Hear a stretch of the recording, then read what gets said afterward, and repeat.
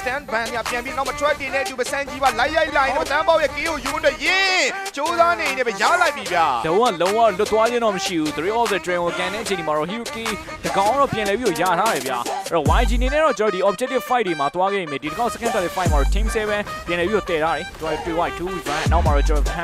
လာပြန်လာရင်းနဲ့ပဲ VN တို့ဘာလို့ပြန်ကြည့်နေခဲ့ပြီဗျာ Level တစ်ချက်မှာတော့ကျွန်တော်ရင်းပြန်သွားနေတယ်မရတော့ Stone ပိုင်းတွေပြန်ထိုးသွားနေပဲ CK ကတော့တကယ်ကိုပြန်ပြီးရှင်းပေးနေပါပြီပဲဗျာအဲ့နောက်မှာတော့ Outling ကိုရှိရဲ့ပြင်နောက်ဆုံးဒီ Tower ရဲ့သွေးတော့လောက်ယူပဲထိရထားနေပြီအပေါ်မှာလည်း CK နောက်တက်တဲ့ချိန် 2v1 ပြန်ဖြစ်သွားနေပြီ CK ဒါနဲ့ဆိုနှစ်ခါတိတိကျသွားပြီဗျာအရင်ပျော်ဖို့တော့မကောင်းဗျာ YG ဘက်ကတော့လက်ရှိချိန်မှာ Total Network အများကြီးပြန်ပြီးကြည်ထားသေးတယ်နောက်မှာ Sandy ကောင်တွေ့သွားရင်အကုန်လုံးလိုက်ရိုက်ဖို့ကြိုးစားတာ Flick ကောင်ပြန်ရှောင်ထားနေပဲ Husky တော့ပြန်ပြီးဖြစ်သွားတယ်တာစီးနဲ့တူနောက်ဆုံးတော့ last card တွေပါ retribution ပြန်ပြီးတွေ့ရတယ်အခု objective 3ချိန်မှာတော့ YG နဲ့ချိန်ညာထားလို့နောက်စောင်းနေ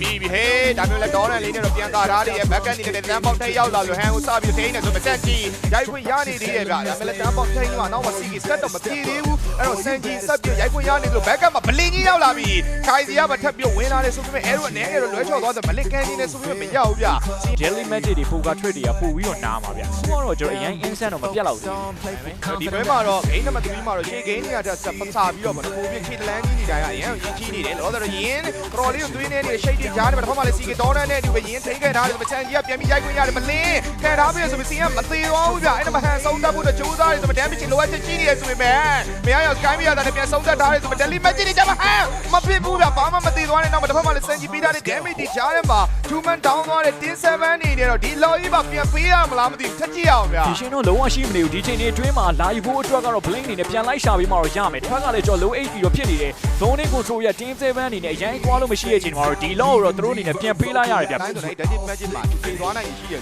spec အနေငယ်ကြံသွားတာသူတို့တော်လေးကောင်းသွားတယ်လို့ YSP နေတာလေတော်လေးလမ်းနဲ့လောတော့ blink ဘယ်ကိုကန်ရမှန်းလည်းမသိတဲ့နောက်မှာ3 4အောင်ပေါင်းလာတဲ့ damage တွေကြားမှာတော့ blink အနေငယ်တိုင်ပတ်သွားတယ်ဗျာ flick ကမပေးတာ UK live ကိုတော့သူတို့ဂျိုးသားနေရဆိုပြီးသူတို့ vision တွေအရင်မတားလည်းမ blink ကန်ပေးလိုက်ပြီးတန်းပေါ only ပဲ damage wide ပေးထားတယ်နေတာတန်းပေါဘာမှတော့မဖြစ်သေးဘူးဆိုပေမဲ့ရင်း nobody ချားတယ်မှာတော့ပြန်တော့ down နေပဲရင်း right time နောက်မှလည်း Sanji damage တွေကြားမှာ arrow ကပါထက်တိသွားရင်းနဲ့ပဲ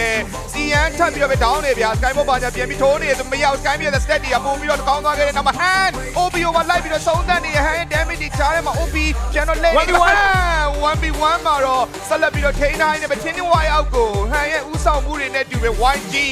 ရသွားပါပြီဟဲ့အဲ့တော့တကယ်ကိုကျွန်တော် outplay ပြသသွားရင်းနဲ့ပဲ team white up ကိုတော့ Yangon Gladigo စီနေတော့ဒီချိန်ဒီမှာတော့သိမ်းပိုက်လို့သွားခဲ့ပြီဗျာ game number 3အနေနဲ့တော့ YG နေနဲ့ပြန်လဲဦးဆောင်သွားရင်းနဲ့ပဲ regular Feven ရဲ့ Yellow play ကိုတော့ Yangon Gladigo Yangon သားတွေအနေနဲ့တော့သိမ်းပိုက်လို့သွားခဲ့ပြီဖြစ်ပါတယ်ဒီချိန်မှာဒီအနေနဲ့ကတော့နောက်ဆုံးပွဲမှာတော့ပြန်လဲပြီးတော့နာကျင်သွားရရင်းနဲ့ပဲ Yangon သားတွေကတော့